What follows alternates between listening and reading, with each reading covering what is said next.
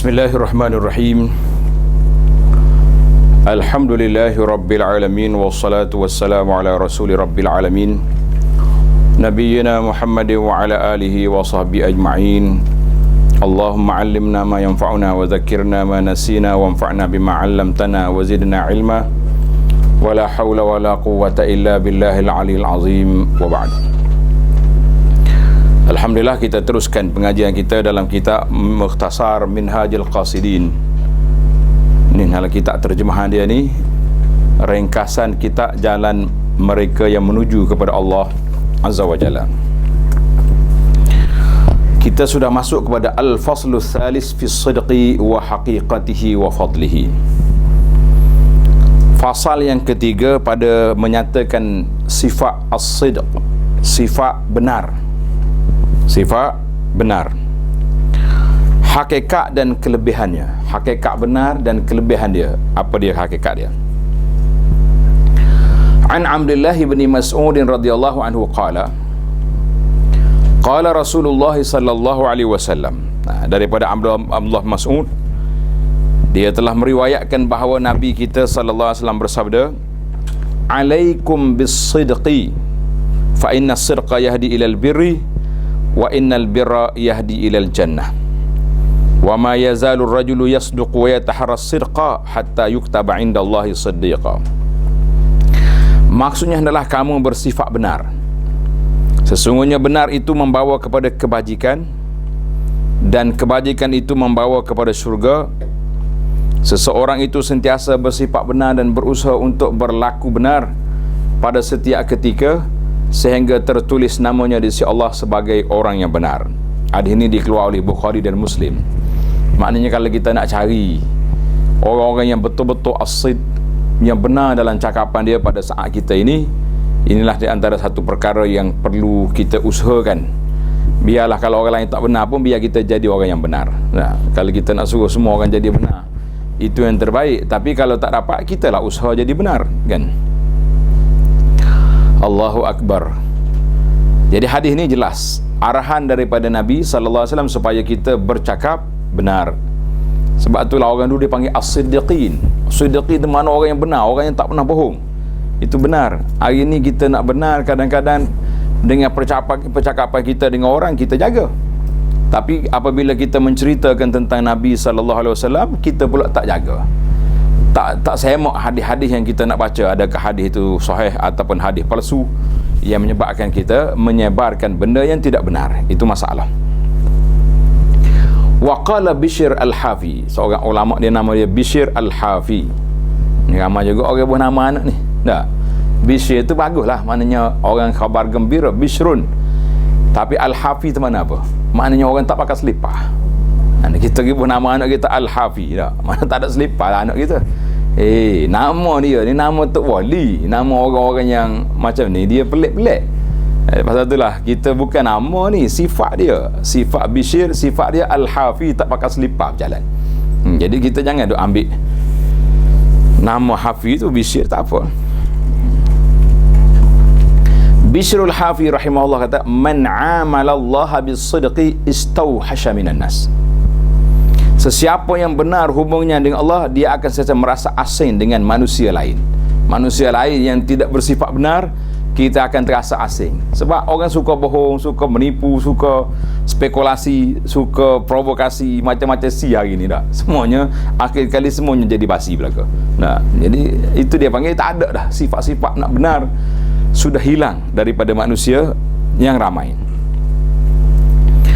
Kata Syekh, ketahuilah bahawa lafaz as-sidq, lafaz kalimah benar itu digunakan dengan beberapa makna. Yang pertama, as-sidqu fil qawli, benar dalam percakapan. Bila kita bercakap, kena cakap benar. Menjadi kewajipan ke atas setiap hamba agar memelihara kata-katanya. Jangan sekali-kali berkata-kata kecuali yang benar. Benar dalam kata-kata merupakan jenis benar yang paling masyhur dan jelas. Jadi orang boleh kesan tak? Oh, dia ni cakap benar ni, dia ni cakap tak benar. Nampak. Oleh itu, hendaklah kita menjauhi percakapan yang ta'arud. At-ta'arud maknanya yang bercanggah. Tengok ni, Ataupun dia panggil tidak ta'arud, dia panggil al-ma'arid. Al-ma'arid, kalau kata ma'arid, betul lah uraian di bawah tu, iaitulah perkataan yang dipahami oleh pendengar lain dari yang dimaksudkan oleh orang-orang yang bercakap. Kita kata dia panggil cakap macam putar sikit, kita cakap lain tapi maksud dia orang dengar lain. Itu dia panggil ma'arid. Cakap apa dia istilah kita ni? Kerana ia menyerupai pembohongan. Macam kita nak nafikan kita buat satu benda tak? Kita kata kita tak ada sini. Contohnya, kita pegang telefon ni, kita kata saya tak ada sini. Sebenarnya kita niatnya atas tangan kita ni. Mana kita masuk dalam ni? Tapi tempat yang ditanya, tak awak ada situ. Nah, kita kata tak ada. Itu dia panggil ma'arid. Mana cakap belik. Cakap belik.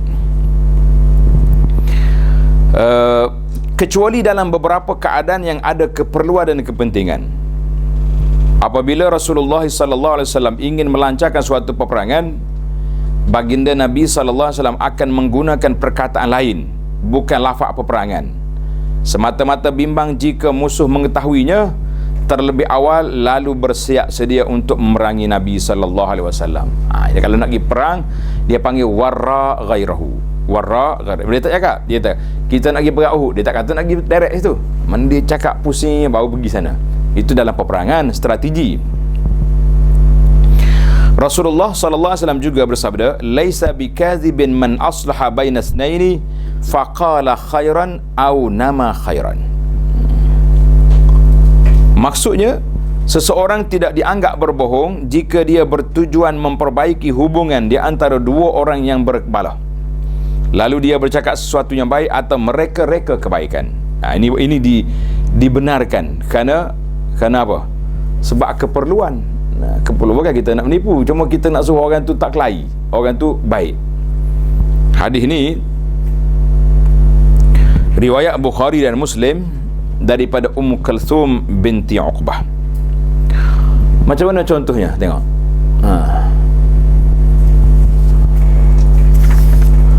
Apabila seorang itu bermunajat dan berdoa,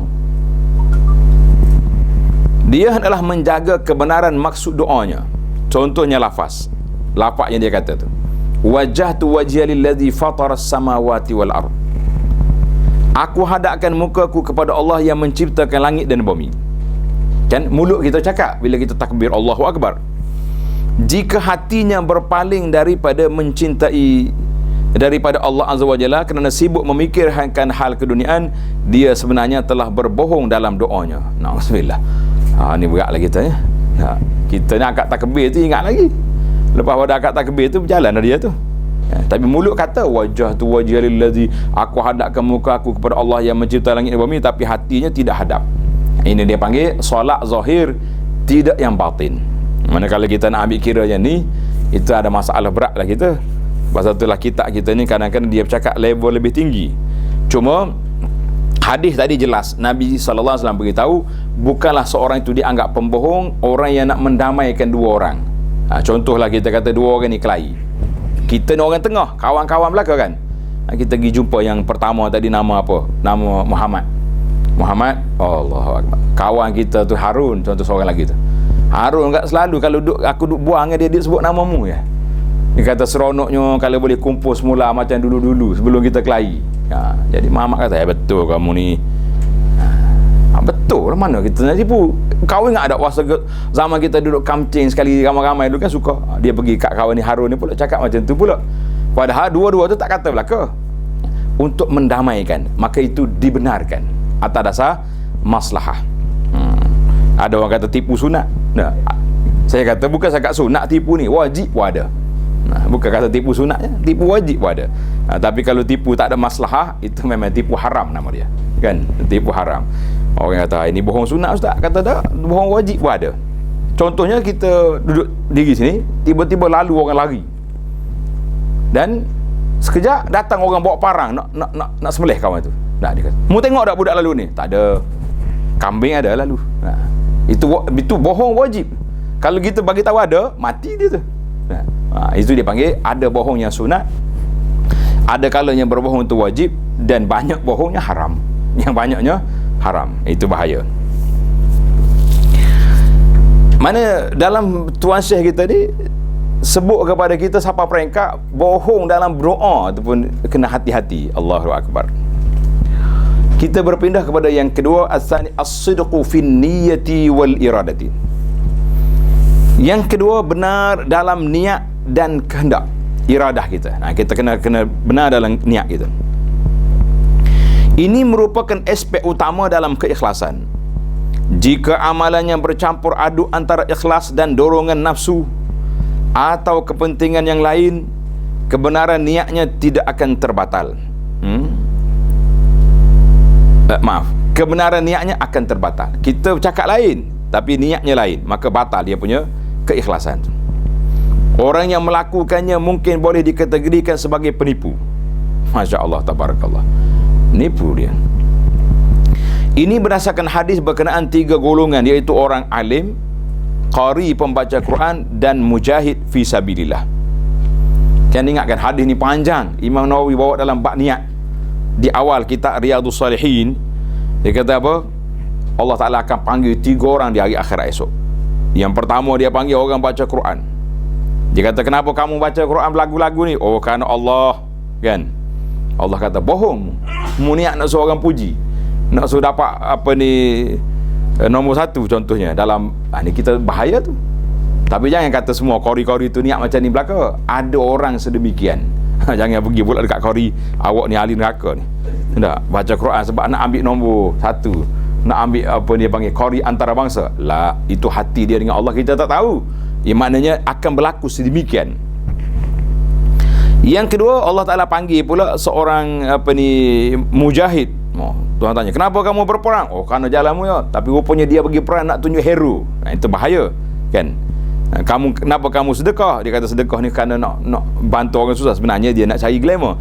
Maka itu sehingga akhir hadis ini menunjukkan bahawa niat itu sangat penting. Dia dikatakan berbohong kerana tidak bersifat benar pada kehendak dan niatnya, bukan pada bacaan itu sendiri. Begitu juga dengan golongan orang alim yang mengajar tadi, orang mujahid tadi, maknanya bukan salah dia jihad, tapi salah niat dia yang tak betul. Kita kata nas'alullah as-salamah, semoga Allah Ta'ala selamatkan kita ni. Ini kita semua ni para pendakwah ni, kadang-kadang niat tu mari juga rasa tak, ni hari-hari duk post gambar, setiap kali saya ceramah kat audience penuh selalu dewan. Dapat sambutan yang menggalakkan. Dia sendiri pula tukar selfie gambar dia sendiri duduk dengan orang. Ini pun satu masalah juga. Kita pendakwah jaga-jagalah juga. Orang lain ambil gambar lain, ni kita sendiri ambil gambar nak post sebab nak tunjuk ramainya kita mengajar. Ini pun satu masalah. As-salisu as-sidqu fil azmi wal wafa'i bih. Benar dalam keazaman dan menunaikan azam yang tersebut. Berkenaan dengan keazaman, contohnya apabila seorang berkata, jika Allah Subhanahu Wa Taala mengurniakan harta kepadaku, aku akan sedekahkan semuanya. Itu merupakan keazaman yang kadang-kadang benar dan kadang-kadang masih diragui. Belum dapat pandai belaka, berjanji itu janji ni, kalau dia dapat lain macam. Manakala benar dalam menunaikan azam pula ialah dengan bersifat benar dalam azamnya dan sanggup menunaikan janji atau azamnya itu. Ini kerana ketika berazam dia tidak menghadapi kepayahan. Mana payahnya, kita berjanji je kan? Atau masyakkah, susah, sehinggalah kehendaknya itu menjadi kenyataan, memperolehi harta. Ketika itu keazamannya untuk bersedekahkan kesemuanya akan teruji disebabkan nafsu yang menguasainya. Karena itulah Allah SWT berfirman, minal mu'minina rijalun sadaqu ma'ahadullah alaih. Di antara orang-orang yang beriman itu ada yang bersikap benar, janji menunaikan apa yang telah dijanjikannya kepada Allah untuk berjuang membela Islam. Suratul Ahzab ayat 23. Jadi ada orangnya memang benar-benar, kalau dia berjanji, dia tunaikan. Siapa dia ni? Ayat ni, ahadullah ni, orang yang berjanji nak membela agama Allah, mereka pergi berjuang sampai mati syahid. Ni puak-puak ni. Kerana itulah orang yang mati syahid dalam perjuangan dia panggil syahid, syuhada. Sebab apa syuhada? Sebab dia telah menyaksikan dirinya berjuang kerana Allah Ta'ala, dia mati. Orang mati syahid ni orang tak panggil mati, orang panggil syahid. Orang yang panggil syahid. Dalam ayat lain Allah SWT juga berfirman Wa minhum man 'ahadallaha la in atana min fadlihi lanasaddaqanna, sampai ke ayat panjang wa bima kanu yakzibun, surah At-Taubah ayat 75 hingga 77. Apa maksud dia? Di antara mereka ada yang membuat janji dengan Allah dengan berkata, sesungguhnya jika Allah Ta'ala beri kepada kami dari limpah kurnia-Nya, beri harta, kan, tentulah kami akan bersedekah, dan tentulah kami akan tergolong di kalangan orang yang soleh. Kemudian setelah Allah memberi kepada mereka dari limpah kurnia-Nya, mereka bakhil dengan pemberian Allah itu, serta mereka membelakangkan janjinya. Dan sememangnya mereka orang yang sentiasa membelakangkan kebajikan, akibatnya Allah menimbulkan perasaan munafik dalam hati mereka, berkekalan hingga ke masa mereka menemui Allah, kerana mereka telah memungkiri apa yang mereka janjikan kepada Allah, dan juga kerana mereka sentiasa berdusta. Surah At-Taubah ayat 75 hingga 77. Ayat ni sebenarnya panjang cerita je. Kalau kita cerita pula tak habis cerita pula, kan. Iaitulah kisah ada orang zaman dulu, ada yang mengatakan orang ni munafik, tapi dalam setengah kitab dia sebut nama Sa'labah bin Hatib. Jadi ulama-ulama mempertikaikan nisbah ini, sebab Sa'labah tu sahabat Nabi. Kenapa kamu tuduh dia? Dia janji kalau dia kaya, dia nak keluar zakat. Bila dia dapat kambing, tiba-tiba kambing dia membiak begitu banyak, orang pergi minta zakat, dia marah. Itulah cerita dia nya. Biasa bulan Ramadan keluarlah cerita ni. Tapi kalau dikaitkan dengan sahabat Nabi nama Sa'labah, kita kata tidak, itu tidak benar. Ar-rabi' as-sidqu fil amal, benar di dalam amalan dalam amalan kita. Ia berlaku apabila dalaman seseorang, batinnya itu sama sebagaimana yang dilihat pada luarannya, zahirnya. Sekiranya amalan pada luarnya menggambarkan dia seorang yang khusyuk, sedangkan batinnya tidak sedemikian, itu bermakna dia tidak bersifat benar dalam amalannya, tidak bersifat benar di dalam amalannya. Mutarrif ini seorang ulama salaf, nama dia Mutarrif rahimahullahu ta'ala, pernah berkata, apabila dalaman seorang hamba sama sebagaimana luarnya, maka ketika itu Allah Ta'ala akan berfirman, haza abdi haqqan, inilah hambaku yang sebenar-benarnya.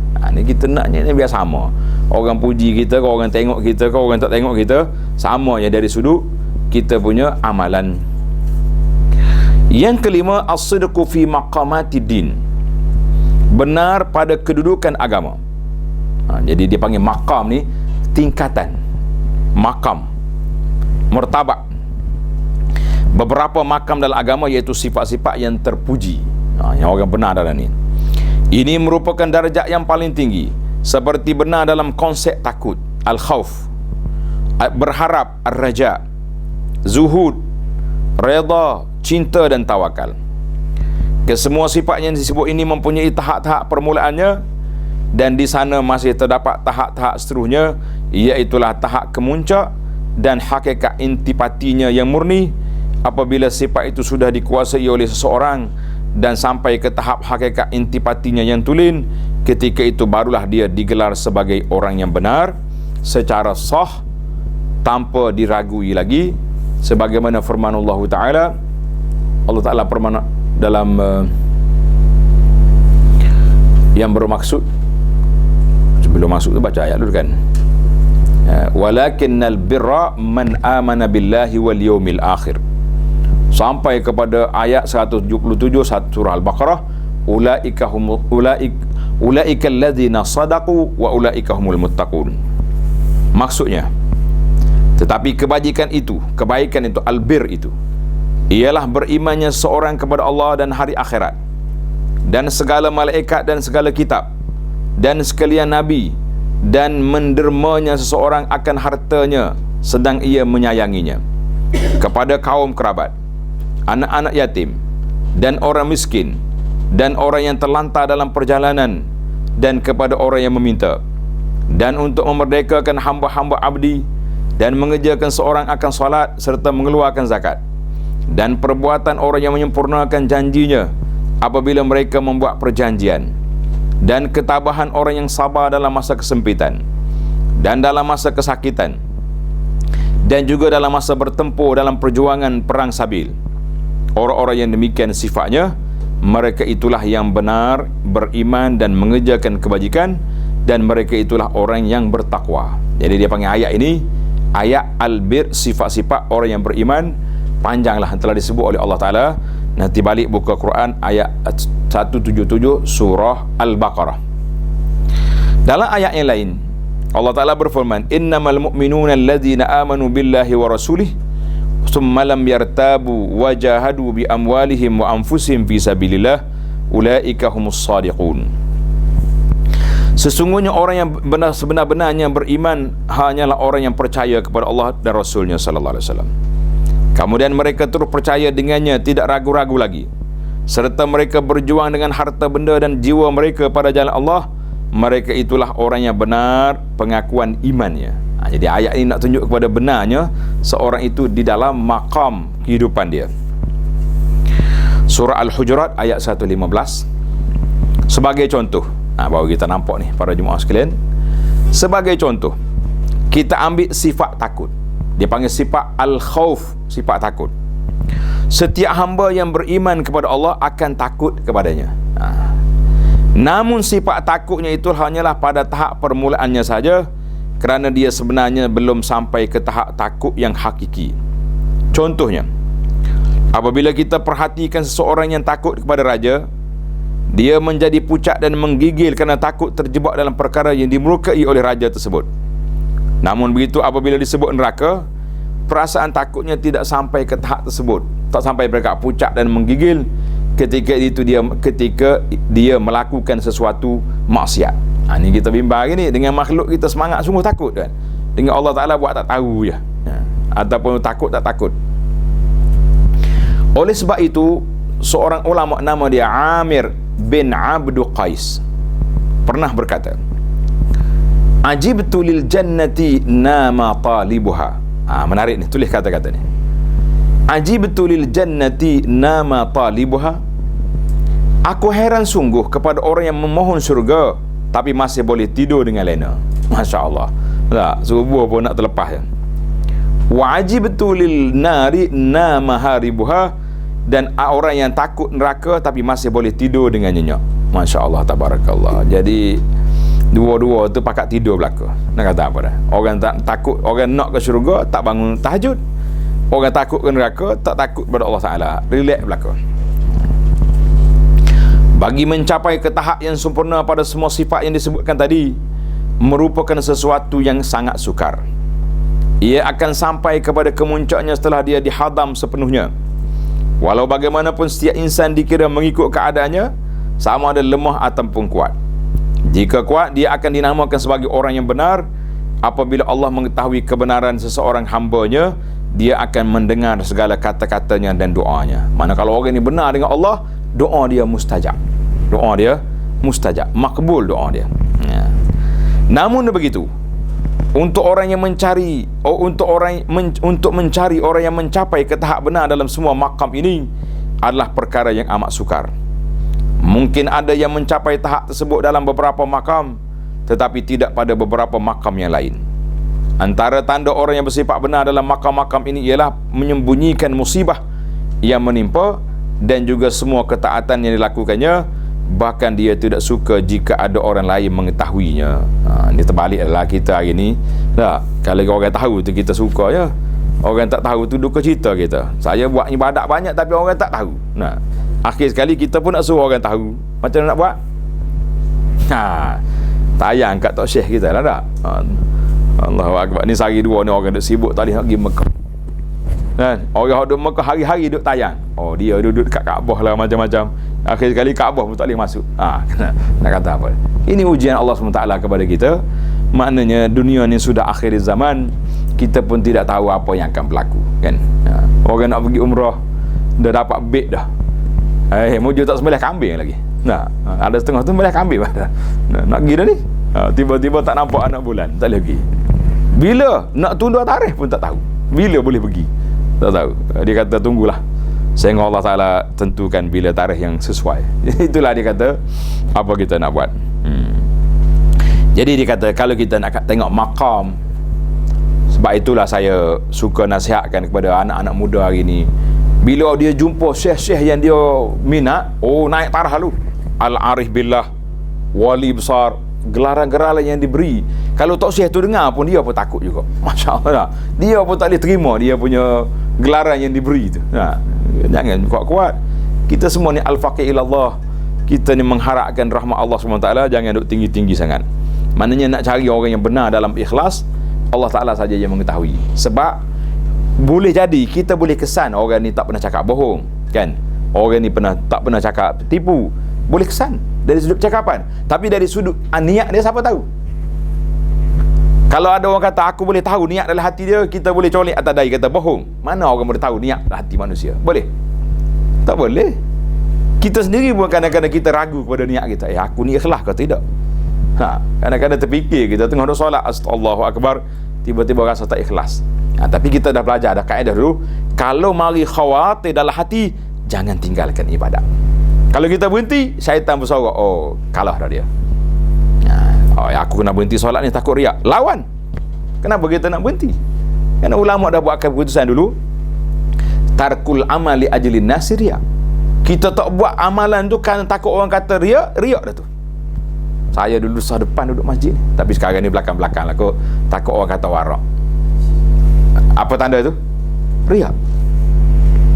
Jadi riak tu benda dalam hati, kita pun tak tahu. Walaupun dia duduk depan hari-hari, boleh dia betul-betul ikhlas. Kenapa kita nak pertikaikan, kan? Jangan duduk main. Tamaklah kita bab yang ke-14. Kita masuk kepada babum fil muhasabati wal muraqabah. Bab pada menyatakan muhasabah. Apa dia muhasabah? Menghitung diri kita sendiri. Kafa binafsikal yawma alaika hasiba. Allah Ta'ala sebut ni yang kita baca ayat ni, cukuplah diri kamu sebagai penghitung. Kita sendiri audit kita. Dan muraqabah, menarik juga dia punya istilah. Muhasabah, penghitungan diri, audit diri. Muraqabah, kita nak menjiwai bahawa kita duduk di bawah kawalan, di bawah pemerhatian, diawasi oleh Allah Azza wa Jalla. Barulah kita tak berani buat benda pelik. Sebab apa? Kita tahu Allah Ta'ala tahu apa yang kita buat. Allah Ta'ala tahu apa yang telah kita lakukan. Maka pada saat itu tak mungkin kita berani buat benda yang menyalahi peraturan Allah Azza wa Jalla. Firman Allah Ta'ala, a'udzubillahi minasyaitanirrajim, yauma tajidu kullu nafsin ma 'amilat min khairin muhdara wa ma 'amilat min su'in tawaddu law anna bainaha wa bainahu amadan ba'ida wa yuhadhdhirukumullahu nafsah. Maksudnya, ingatlah pada hari kiamat yang padanya setiap-tiap seorang akan mendapati apa sahaja kebaikan yang telah dikerjakannya. Apa yang kita buat, kita dapat. Sedia dibentangkan kepadanya dalam surat-surat amalannya, rekod dia. Dan demikian juga apa sahaja kejahatan yang telah dikerjakannya. Ketika itu tiap-tiap orang yang bersalah ingin kalau ada jarak yang jauh di antaranya dengan amalnya yang jahat itu. Masa tu, kalau aku ni tak buat lah benda-benda tak baik ni, baguslah, selamatlah kita, kan. Ketika itu tiap-tiap orang yang bersalah ingin kalau ada jarak yang jauh di antaranya dengan amalnya jahat itu, dan Allah perintahkan supaya kamu beringat-ingat terhadap kekuasaan dirinya menyeksa kamu. Kamu jangan ingat, jangan main-main dengan Tuhan. Allah Ta'ala ni ada kuasa. Tanda surah Ali Imran ayat 30. Ayat yang kedua, wa nadha'ul mawazinal qista liyaumil qiyamati fala tuzlamu nafsun syai'a wa in kana mithqala habbatin min khardalin ataina biha wa kafa bina hasibin. Dan ingatlah, kami akan mengadakan neraca timbangan yang adil untuk menimbang amal-amal makhluk pada hari kiamat. Maka tidak ada diri siapa akan terenaya sedikit pun. Dan jika amalnya itu seberat biji sawi sekalipun, nescaya kami akan mendatangkannya untuk ditimbang dan dihitung. Dan cukuplah kami sebagai penghitung. Allah Ta'ala kata, aku hitung cukuplah. Suratul Anbiya ayat 47. Dalam ayat yang lain, وَوُضِعَ الْكِتَابُ فَتَرَى الْمُجْرِمِينَ مُشْفِقِينَ مِمَّا فِيهِ وَيَقُولُونَ يَا وَيْلَتَنَا مَا لِهَذَا الْكِتَابِ لَا يُغَادِرُ صَغِيرَةً وَلَا كَبِيرَةً إِلَّا أَحْصَاهَا وَوَجَدُوا مَا عَمِلُوا حَاضِرًا وَلَا يَظْلِمُ رَبُّكَ أَحَدًا. Ini surah Al-Kahfi ni kita baca hari Jumaat kan, ayat 49. Dan kitab-kitab amal juga tetap akan dibentangkan, maka engkau akan melihat orang yang berdosa itu merasa takut akan apa yang tersurat dalamnya. Orang berdosa dia tahu kita akan dapat rekod hari ni. Dan mereka akan berkata, aduhai celakanya kami, mengapa kita ini demikian keadaannya? Ia tidak meninggalkan yang kecil atau yang besar, melainkan semua dihitungnya, dan mereka dapati segala yang mereka kerjakan itu sedia tertulis dalamnya. Dan ingatlah Tuhanmu tidak berlaku zalim kepada seorang pun. Itu ayat-ayat yang menunjukkan bahawa muhasabah, Allah Ta'ala akan kira semua apa yang kita buat di atas dunia ini. Ayat yang terakhir, Yawma idzin yasdurun nasu ashtatan liyuraw a'malahum faman ya'mal mithqala dzarratin khairan yarah wa man ya'mal mithqala dzarratin syarran yarah. Pada hari itu manusia akan keluar berselerak dari kubur masing-masing untuk diperlihatkan kepada mereka balasan amal-amal mereka. Maka sesiapa berbuat kebajikan seberat zarah, nescaya akan dilihatnya dalam surah amalnya. Dan siapa yang berbuat kejahatan seberat zarah, nescaya akan dilihatnya dalam surah amalnya. Surah Az-Zalzalah ayat 6 hingga 8. Jadi ayat ni selalu kita baca kan. Jadi itu dia panggil ayat-ayat ini dan ayat yang seumpamanya menunjukkan kepada risiko hisab amalan yang akan dihadapi pada hari akhirat. Masya Allah, tabarakallah. Hari akhirat esok kita akan dikira.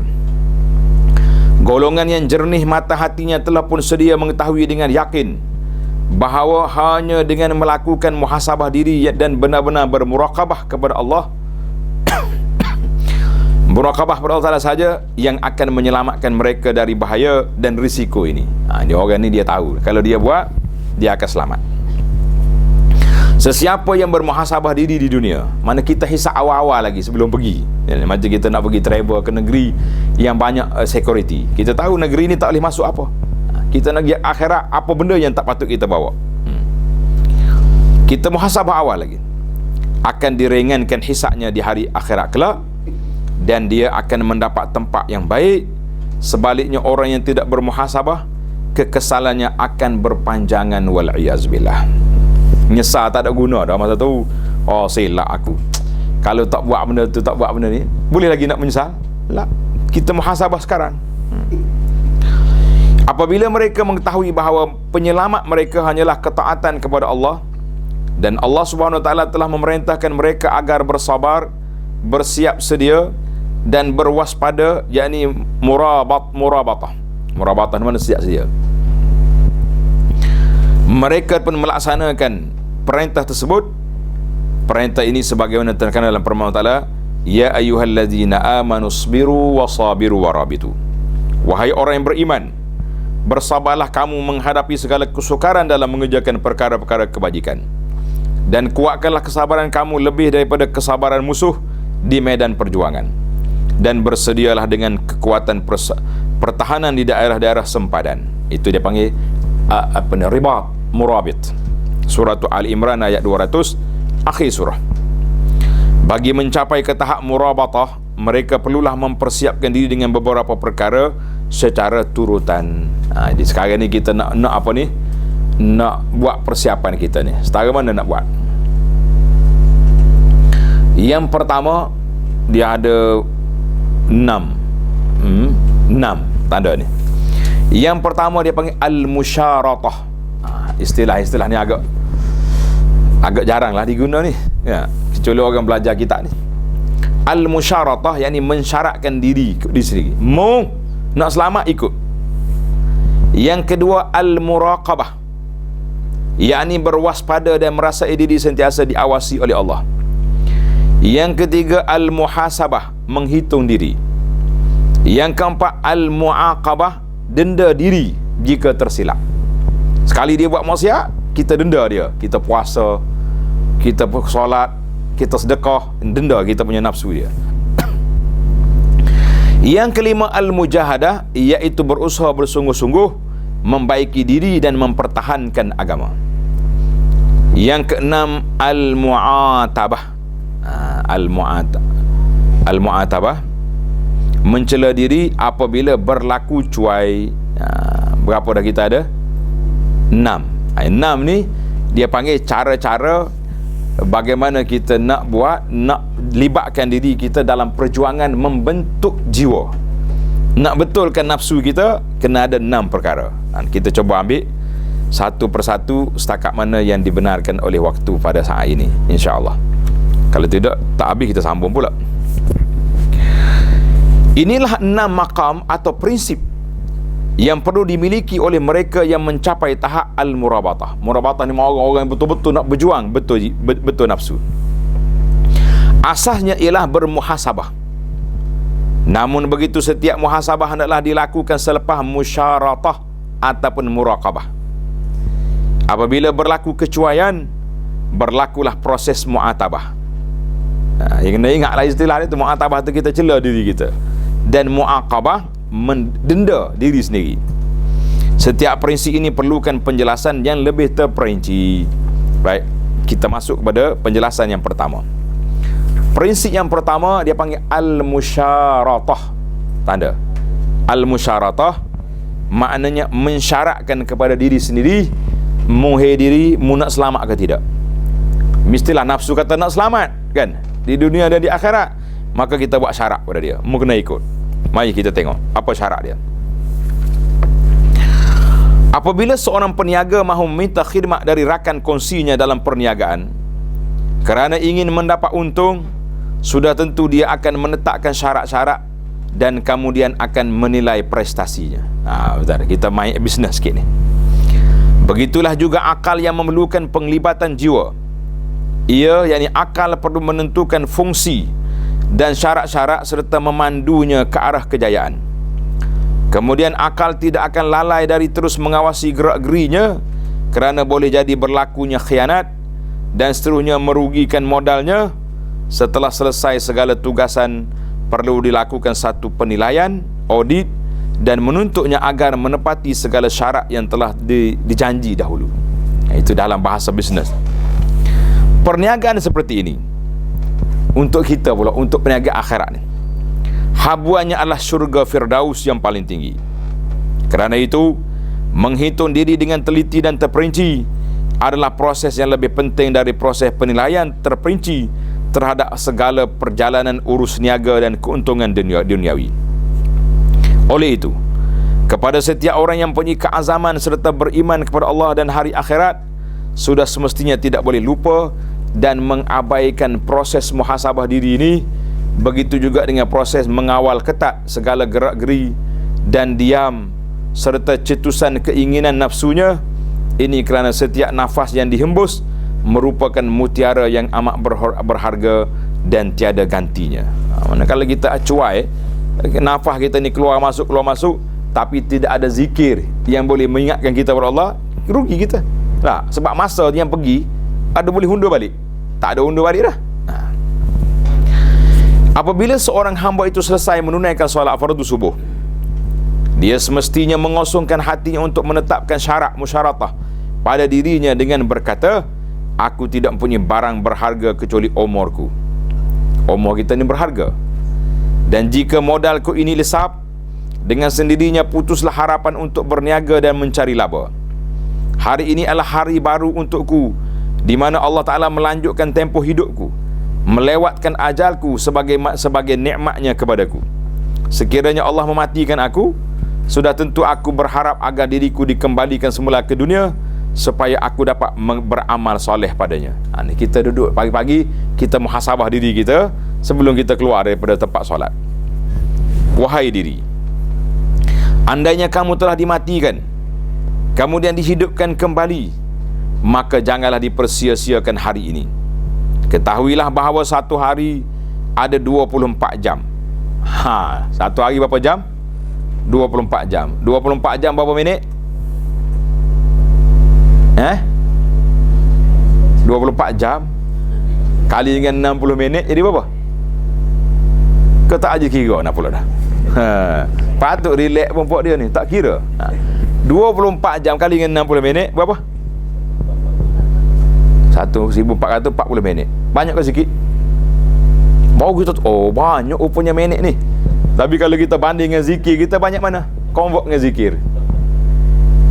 Baru 200 kali. Tak malu kita dengan Allah Azza wa Jalla. Itu dia panggil muhasabah.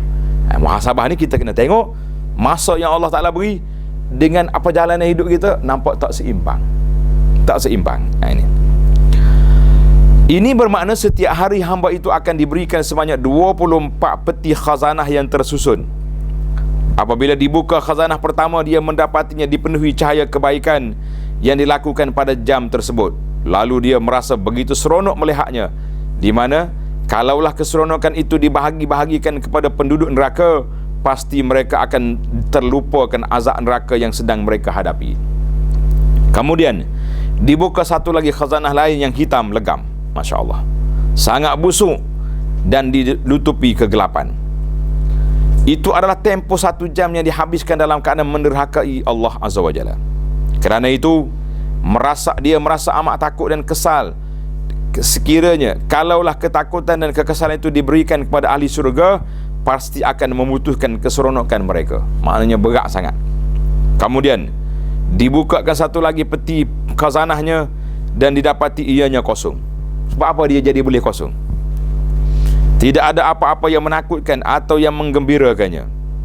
Itu adalah peti bagi tempoh jam yang digunakan untuk tidur. Sebab tidur ada pahala tak? Kosonglah. Kecuali kita nak tidur dengan kita niat baik. Niat aku nak bangun solat tahajud, nak bangun subuh, nak bangun solat, maka kita tidur pun insya-Allah berpahala. Tapi kalau tidur macam kita buat hari ni, kosong. Dia panggil tak ada apa. Tapi baik kosong pada hitam, kan? Digunakan untuk tidur atau terlalai atau sibuk dengan perkara-perkara yang harus. Ketika itu dia menyesal kerana kosongnya peti tersebut, sama seperti peniaga yang mungkin berpeluang mendapat untung yang banyak, tetapi dia cuai sehingga keuntungan itu terlepas begitu saja. Nak kata apa? Rugilah awak. Waktu orang bagi peluang cari untung, kita tak cari. Bila untung dah rugi, apa lagi? Hilang begitu saja, kan?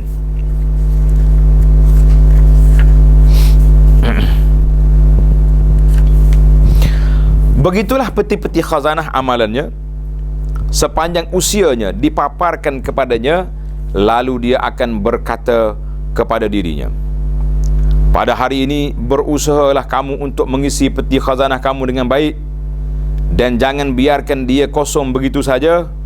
Janganlah kamu malas, bersikap selamba dan ingin berehat memanjang, kerana ia akan menyebabkan kamu terlepas untuk mendapat kedudukan yang tinggi, iaitulah illiyin, sebagaimana dapat dicapaikan oleh orang lain.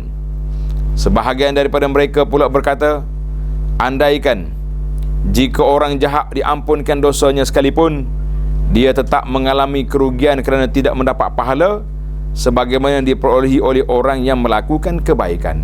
Dia adalah keadaan rugi sentiasa, kan? Inilah wasiatnya kepada dirinya berkenaan dengan waktu-waktunya. Kemudian dia membuat wasiat lain untuk anggota tubuh badannya yang 7, iaitulah mata, telinga, lidah, perut, kemaluan, tangan dan kaki. Semuanya diserahkan kepada jiwa, kerana semua anggota tersebut adalah rakyat yang membantunya dalam perniagaan abadi ini. Dengan anggota-anggota ini, segala amalannya akan sempurna. Dia hendaklah memberitahu jiwanya bahawa pintu neraka Jahannam juga ada 7, sama seperti bilangan anggota badannya itu. Pintu-pintu itu dikhaskan kepada orang-orang yang menderhaki Allah melalui anggota badan ini. Lalu dia mengingatkan dirinya agar sentiasa memelihara seluruh anggota badannya dari perbuatan maksiat. Kita ingatkan dalam kitab yang Ana baca ni, nama kitab apa? Penawar bagi hati. Dah ada kitab tu? Ada dah? Kena ada kitab tu. Dalam kitab ni Tuan Syekh Abdul Qadir Mandili telah menyenaraikan 7 anggota kita ni yang menjadi alat ke syurga atau neraka. Na'udzubillah. 7 anggota. Kemudian dalam kitab dia bawa 10 sifat-sifat yang mazmumah, yang dicela, dan di akhir tu dengan 10 sifat yang mahmudah. Carilah tuan-tuan, cari kitab, nama dia Penawar Bagi Hati. Jadi alhamdulillah, kalau dapat kitab tu boleh tengok dalam rakaman kita. Ana ada kuliah beberapa siri kitab ini di Masjid Negara, kuliah duha kita setiap hari Sabtu. Minggu kedua dah khatam. Boleh tengok dalam dalam YouTube Halaqah Abu Anas ataupun Hira Dakwah. Cari Hira Dakwah channel, jumpa dalam tu siri-siri tu lengkap insya-Allah. Kalau nak kecek Kelantan, cari hak lama sikit, hak anak mengajar di pondok dulu. Ada 30 siri kuliah. Tu sedap lagi. Sebab dia kecek Kelantan ni sedap. Itu dia panggil anggota 7 kita ni, kan.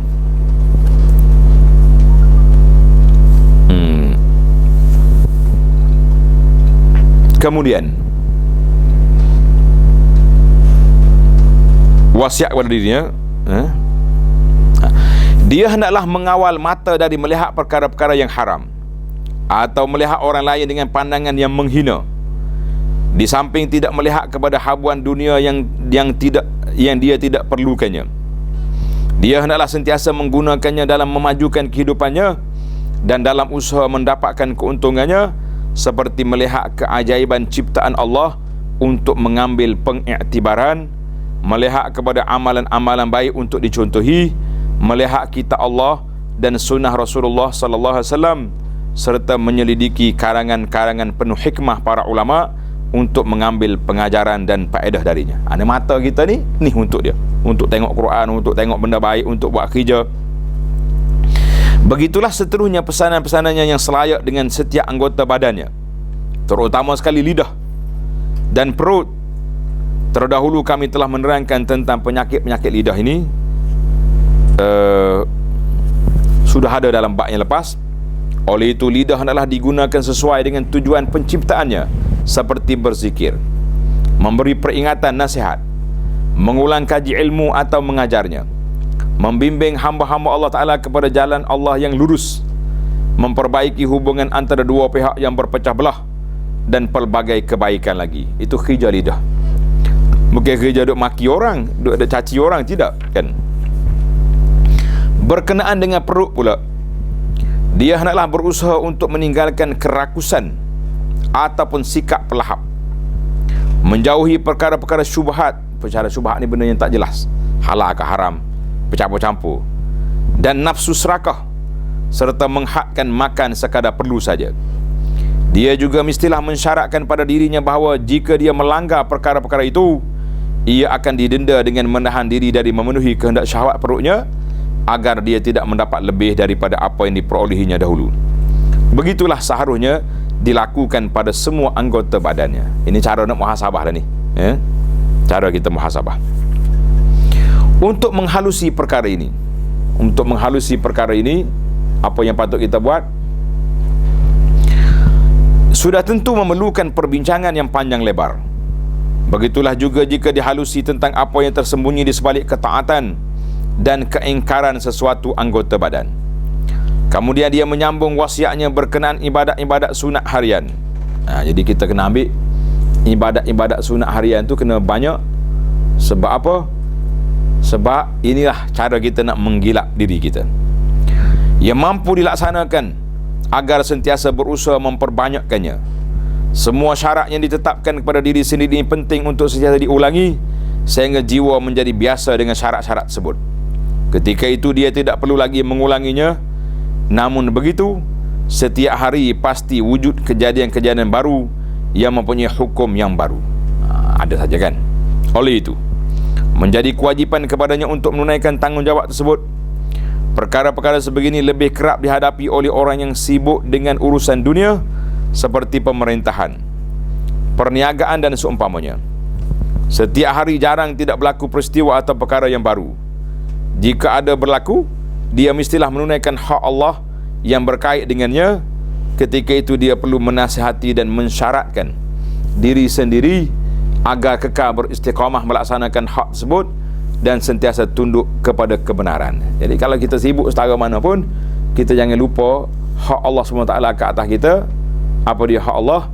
Iaitulah kita sentiasa menunaikan tanggungjawab kita dalam ibadat kitanya, dalam perkara yang lain. Dari Syaddad bin Aus, seorang sahabat radhiyallahu anhu, katanya, sabda Nabi sallallahu alaihi wasallam, Nabi kita kata apa? Al-kayyisu man dana nafsahu wa amila lima ba'dal maut, wal ajizu man ittaba'a nafsahu hawaha wa tamanna 'ala Allahi al-amani. Orang yang bijak ialah orang yang sentiasa menghisap dirinya dan beramal untuk hari selepas mati. Ini orang cerdik. Orang cerdik orang apa? Orang yang buat kerja untuk bekal akhirat. Manakala orang yang lemah ialah orang yang mengikuti hawa nafsunya dan berangan-angan memiliki apa yang dijanjikan oleh Allah tanpa usaha. Mana boleh kan? Tanpa usaha kita nak dapat pahala.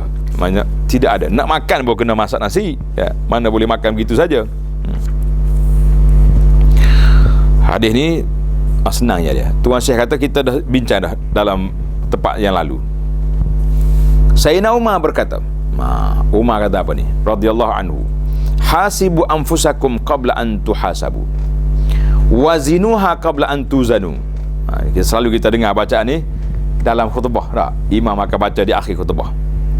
Umar berkata, hitunglah diri kamu sebelum kamu dihitung di hadapan Allah, dan timbanglah amalanmu sendiri sebelum amalan kamu ditimbang di hadapan Allah, serta bersiap sedialah untuk menghadap hari pembentangan yang agung. Sebagaimana firman Allah Ta'ala, yauma idzin tu'raduna la takhfa minkum khafiyah. Pada hari itu kamu semua dihadapkan untuk hitungan amal, tidak ada sesuatu pun yang tersembunyi kepada Allah dari perkara-perkara kamu yang tersembunyi, yang kamu buat yang tersembunyi. Tak ada benda sembunyi pada hari tersebut. Itu dia panggil cara yang pertama yang panjang lebar kita bahas ni dalam bab mana? Di dalam bab prinsip yang pertama, al-musyaratah. Kita buat syarat kepada diri dia nak jadi orang baik. Kita berpindah kepada yang kedua, al-maqamus tsani. Prinsip yang kedua, al-muraqabah. Apa nama yang kedua ni? Nama dia al-muraqabah. Apa nama muraqabah? Berwaspada dan rasa diawasi oleh Allah. Kita ni kalau boleh kita muraqabah kita ni macam kita yakin dengan CCTV, kuat dah. Kita kalau sampai di traffic light yang kita tahu ada kamera, langgar tak langgar api merah? Tak setia tak langgar kita. Dalam pejabat ni ada CCTV. Jangan duk buat tak tu kalu sini. Berani tak ni kita buat? Boh duk tengok dalam tu. Tapi kenapa kita dengan Allah tak mari sifat ni? Itu dia panggil sifat muraqabah. Mana kita duduk, kita sentiasa ingat Allah perhati pada kita. Kita hafal sifat daripada kecil lagi. Allah Ta'ala melihat, Allah Ta'ala mendengar, Allah Ta'ala maha mengetahui. Tapi waktu nak buat benda-benda maksiat, terlupa. Ini masalah kita. Jadi kita nak gilak balik prinsip ni. Nama dia prinsip al-muraqabah. Setelah seseorang itu memberi wasiat dan mensyaratkan dirinya, sebagaimana yang telah kami sebutkan tadi, perkara seterusnya yang perlu dilakukan ialah bersikap waspada dan sentiasa merasai dirinya dalam perhatian Allah Azza wa Jalla. Dia panggil muraqabah. Dalam satu hadis yang sahih, apabila Rasulullah sallallahu alaihi wasallam ditanya oleh malaikat, ingat ni, dia panggil hadis malaikat yang panjang kan? Malaikat mari tanya tentang iman, tentang Islam, tentang ihsan. Maka Nabi kita jawab, an ta'budallaha ka'annaka tarahu fa illam takun tarahu fa innahu yarak. Bahawa kamu menyembah Allah Ta'ala seolah-olah kamu melihat dia. Jika kamu tidak melihatnya, sesungguhnya dia melihat kamu. Kita ambil tarah ni, Allah Ta'ala tengok kita. Tak berani kita nak buat hadis dalam Bukhari dan juga dalam Muslim. Maksudnya menghadirkan keagungan Allah dan pengawasan Allah ketika menunaikan ibadat kepadanya. Diriwayatkan bahawa seorang ulama nama dia Ash-Shibli, dia telah masuk berjumpa dengan Ali bin Abi Al-Husain An-Nuri. Abi Husain Nuri ni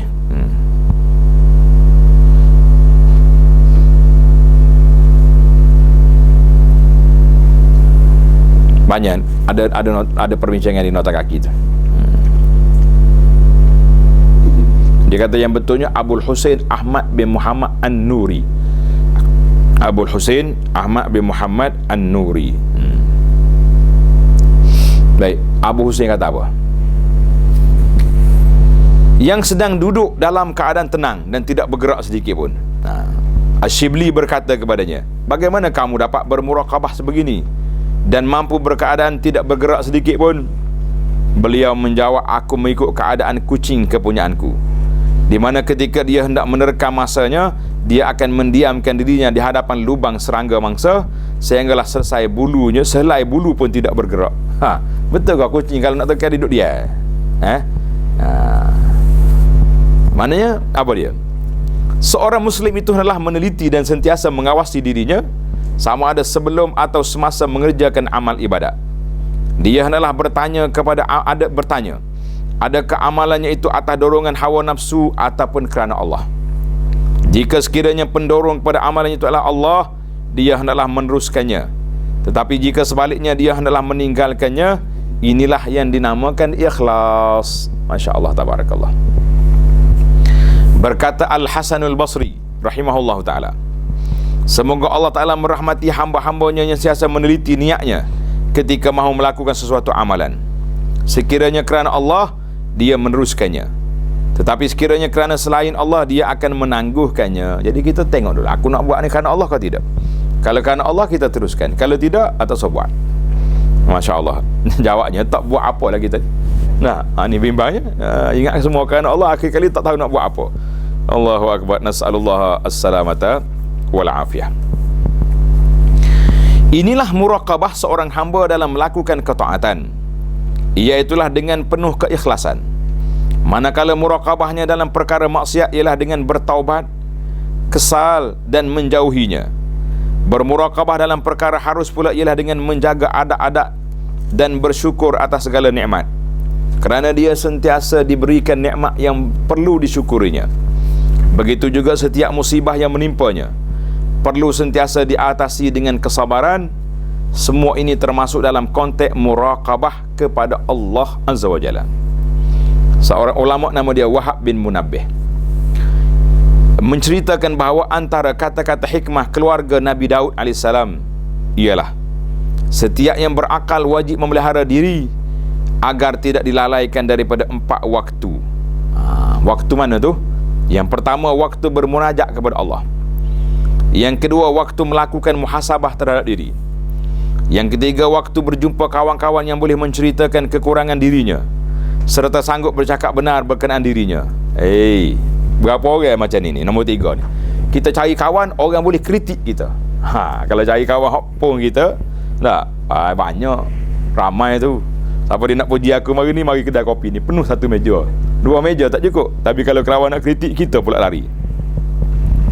Yang keempat, waktu untuk membenarkan jiwanya mendapat keseronokan dalam perkara yang halal dan tidak haram.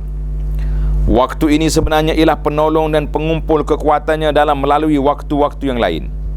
Ini merupakan waktu di mana dia makan dan minum. Namun begitu, segala perbuatannya itu tidak boleh diasingkan dari amalan yang terbaik, iaitulah zikir dan berfikir. Ini kerana makanan yang disuap itu mengandungi keajaibannya, di mana kalau dia berfikir tentangnya, tentulah tafakur ini menjadi lebih baik, lebih afdal dari banyak ibadat-ibadat badan yang lain. Kita kadang-kadang perlu kita berfikir, kan, bagaimana kita nak menyelesaikan masalah-masalah yang berlaku di hadapan kita ini. Baik, tadi dia kata prinsip kita ada berapa? Ada 6 tak? Ada 6. Kita ambil 3 dulu pada kali ini, insya-Allah. Prinsip yang ketiga, muhasabah, menghitung diri selepas beramal. Ulama kata apa? Sabar dalam ibadat ni ada 3. Sebelum buat, ketika kita sedang beribadat, dan selepasnya. Ada 3 kena buat. Muhasabah selepas beramal, iaitulah firman Allah Ta'ala, Ya ayyuhalladzina amanu taqullaha wal tanzur nafsum ma qaddamat lighad. Wahai orang yang beriman, bertakwalah kepada Allah dengan mengerjakan suruhannya dan meninggalkan larangannya. Dan hendaklah tiap-tiap diri melihat dan memerhatikan apa yang ia telah sediakan dari amal-amalnya untuk hari esok. Ini dipanggil Suratul Hasyr. Ini ayat kita peringatkan kepada kita tentang apa yang kita nak buat besok tu di akhirat lah tu. Suratul Hasyr 18. Ayat ini merupakan isyarat kepada bermuhasabah setelah beribadat. Oleh sebab itulah Sayyidina Umar radhiyallahu anhu telah berkata, hisablah diri kamu sebelum kamu dihisabkan. Al-Hasan al-Basri rahimahullah taala berkata, orang mukmin adalah pengawas kepada dirinya yang sentiasa menghisapkan dirinya. Dan katanya lagi, apabila seorang mukmin dikejutkan dengan sesuatu perkara yang mengkagumkannya, menarik nafsunya, dia akan berkata, demi Allah, sesungguhnya aku sangat suka dan berhajat kepadamu. Akan tetapi demi Allah, aku tidak mempunyai jalan untuk menuju kepadamu. Jauhnya jalan antaraku denganmu, kerana aku telah dihalang oleh syarak. Apabila dia terlanjur melakukan suatu dosa, dia akan muhasabahkan dirinya dengan berkata, aku tidak bermaksud untuk melakukannya dan aku tiada kena mengena dengannya. Demi Allah, aku sekali-kali tidak akan kembali kepadanya selama-lamanya, insya-Allah. Mana kita tengoklah kalau kita kena ini, apa yang kita nak muhasabah kepada diri kita. Orang yang berimanlah suatu kaum yang diikat dengan Al-Quran yang akan memelihara mereka dari kebinasaan. Orang mukmin juga seumpama tawanan di dunia yang sentiasa berusaha menyelamatkan diri dan tidak akan merasa selamat sehinggalah dapat bertemu Allah Azza wa Jalla. Dia mengetahui bahawa segala pendengaran, penglihatan, percakapan dan perbuatan anggota badannya akan diambil kira dan dihisap oleh Allah Azza wa Jalla. Ketahuilah, seseorang hamba selain perlu mempunyai waktu di awal pagi untuk menetapkan syarat-syarat pada dirinya, dia juga perlu memperuntukkan satu waktu pada akhir harinya untuk bermuhasabah atas segala perkara yang dilakukannya sepanjang hari. Ini eloklah. Mana kalau kita boleh belum tidur tu kita muhasabah balik, remind balik apa yang kita buat sehari ni kan. Kalau dosa, na'udzubillah, istighfar. Kalau baik, kita berazam untuk sambung besok. Perkara ini bukanlah suatu tindakan yang pelik, kerana golongan korporat dan peniaga seringkali melakukan hisbah dan postmortem berkenaan prestasi perniagaan mereka pada setiap akhir tahun, akhir bulan ataupun hari. Toke-toke duk kira, kita pula tak kira. Makna muhasabah ialah dia meneliti modal dan untung rugi bagi mengenal pasti sama ada hartanya bertambah ataupun berkurangan. Modal dalam perkara agama adalah amalan fardu. Keuntungan pula ialah amalan sunat dan kebaikan.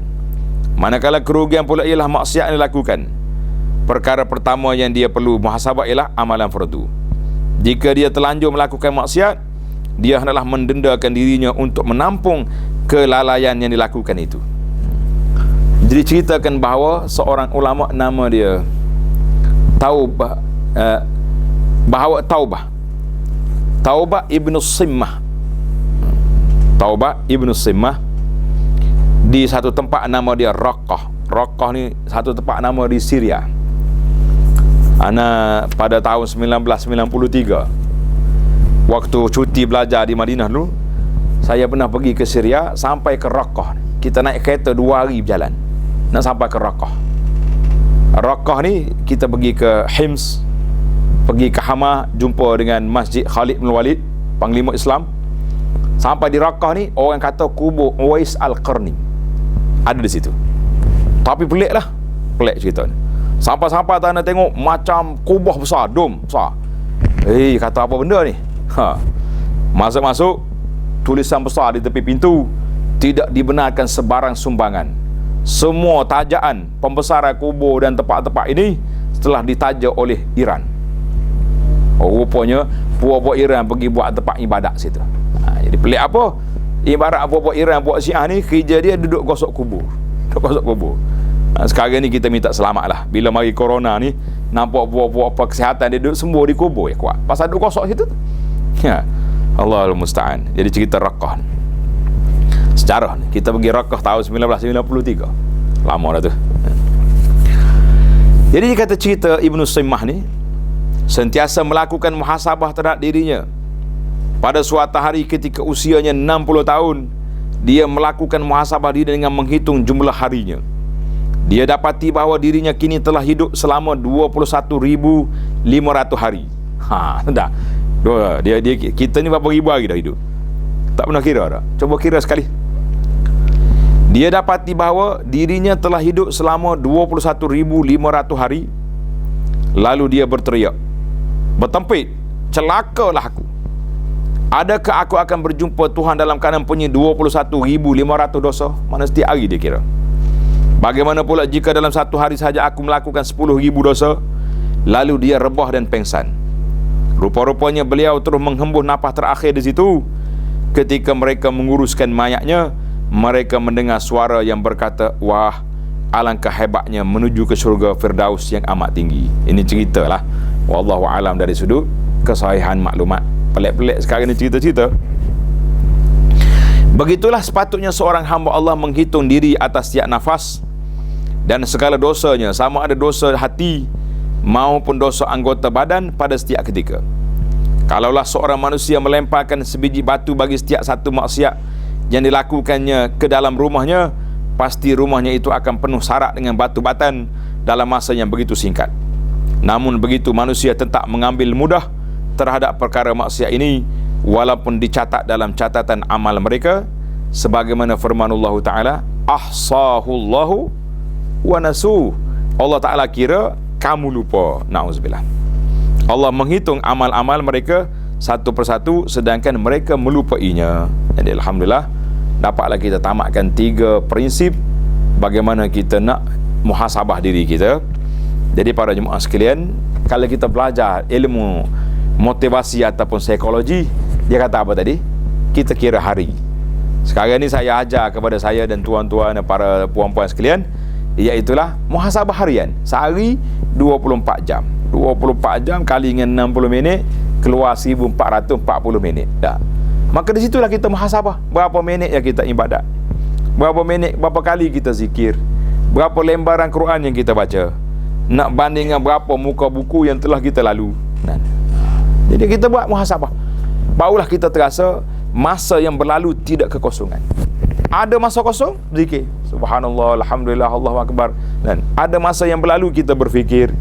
Ada masa-masa yang tertentu kita bantu orang. Mudah ya. Kadang-kadang kita bantu orang dengan satu kalimah ya. Ada seorang di atas WhatsApp, saya pun jawab. Panjang dia jawab balik dengan saya. Jawab 2 patah ya. Saya kata boleh benda ni. Dia jawab panjang. Dia kata Masya Allah, Tabarakallah, saya dah hantar WhatsApp kepada beberapa orang, tak pernah dapat respon. Hari ni Ustaz respon. Saya sangat bergembira. Hari ni hari paling bahagia hidup saya. Kita kata Masya Allah, 2 patah kita jawab dia tu. Dia kata hari bahagia dalam hidup dia. Subhanallah.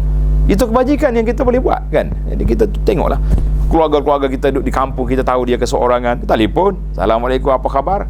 Boleh je tanya khabar walaupun kita duduk di mana atas dunia ni kan.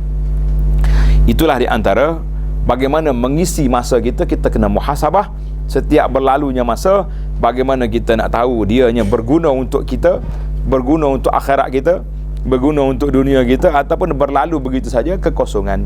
Macam kita buka khazanah kosong tadi, rugi. Tapi daripada khazanah kosong dengan khazanah hitam, lebih baik kosong. Sekurang-kurangnya tak ada tanggungjawab di situ. Kerana itulah kata di ahli-ahli fikir, dia kata apa? Dunia ini penuh dengan tanggungjawab. Kita kena buat tu buat ni. Besok mungkin tak ada lagi tanggungjawab, tetapi kita akan dipertanggungjawabkan dengan apa yang kita lalui. Mudah-mudahan Allah Ta'ala beri kepada kita yang terbaik. Kita akan sambung lagi prinsip yang keempat, al-mu'aqabah, mu'aqabatun nafsi ala taqsiriha, insya-Allah dalam siri kita yang akan datang. Subhanakallahumma wa bihamdika, asyhadu an la ilaha illa anta, astaghfiruka wa atubu ilaih. Wa sallallahu ala nabiyyina Muhammadin wa ala alihi wa sahbihi ajma'in, walhamdulillahi rabbil alamin.